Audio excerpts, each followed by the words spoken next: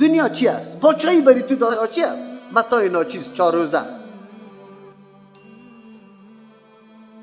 دیگر روز نفست برآمده، هیچ چیزم برات باقی نمانده، هیچ چیزم.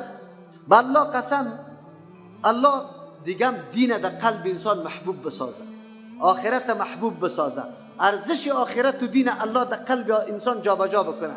اگر کل پاچه‌ای را کسی برای من اعلان بکنه، اگر برابر 1 ساعت ترجمه خود بدم، 1 ساعت ترجمه چی است دنیا؟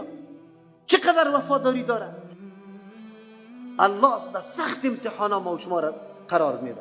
اتور دنیا سرت میاد ملاق میزنه که پرسان نکن، موج بحر وار پیسی آرام سرت میاد، الله امتحانت میکنه که تو باش بندیم چقدر پختگی داره، چقدر به تسلیم است، چقدر قطش علاقه و رابطه داره.